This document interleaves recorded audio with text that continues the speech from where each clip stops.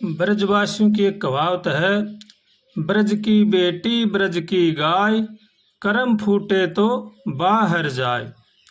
ब्रजवासियों का कहना है कि चाहे नर हो, चाहे नारी हो, चाहे पशु हो, चाहे पक्षी हो, जो ब्रज क्षेत्र से बाहर जाता है उसके कर्म फूट जाते हैं। उनका मानना है कि ब्रज धाम में निवास करने वाले ब्रज धाम में ही रहने चाहिए, क्योंकि ब्रज धाम भगवान श्री कृष्ण का तपोस्थली है, उनकी जन्मभूमि है, प्राकट्य भूमि है। इसलिए उनको ब्रज में रहकर ही भगवान का भजन करना चाहिए। इसी तरह से ही मनुष्य जन्म बड़ा ही अनमोल है। ये भगवान ने विशेष कृपा करके भगवान ने अपना विशेष खजाना दिया है। इसको व्यर्थ में नहीं गंवाना चाहिए। जो मनुष्य भगवान का भजन छोड़कर सत्कर्म नहीं करते हैं, अनेक व्यसन में पड़ जाते हैं, वो बड़े ही अभागे हैं।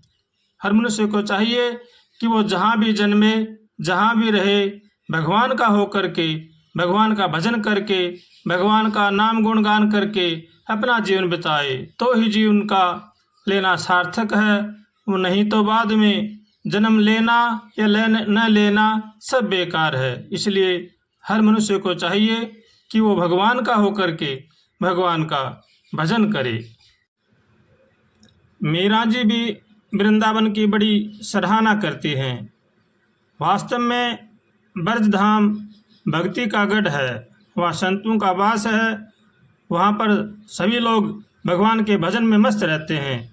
मीरा जी भी अपने एक पद में लिखते हैं, आली रीम्हाने लागे वृंदावननी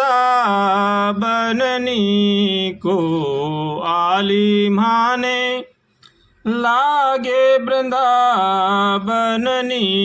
को, घर घर तुलसी ठाकुर पूजा, घर घर तुलसी ठाकुर पूजा, दर्शन गोविंद जी को आली माने लागे वृंदावननी को।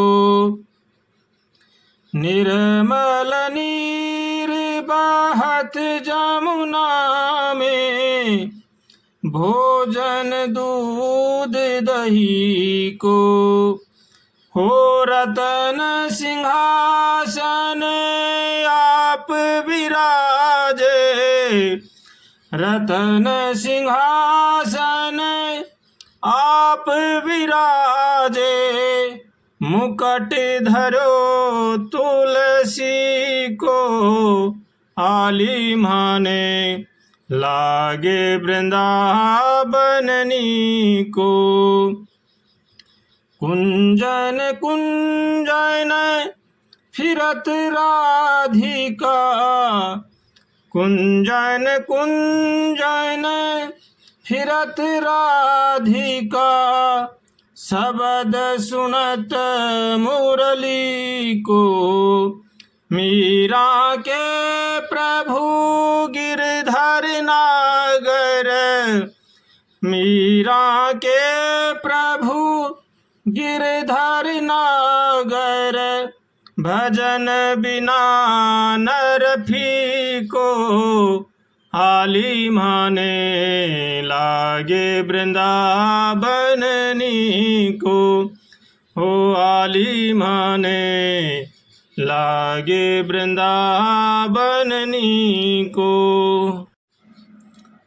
हो चलो मन गंगा यमुना तीर, गंगा जमुना निर्मल पानी, शीतल होत शरीर, बंसी बजावत गावत कानो, बंसी बजावत गावत कानो, संग लियो बलबीर, चलो रे मन गंगा यमुना तीर।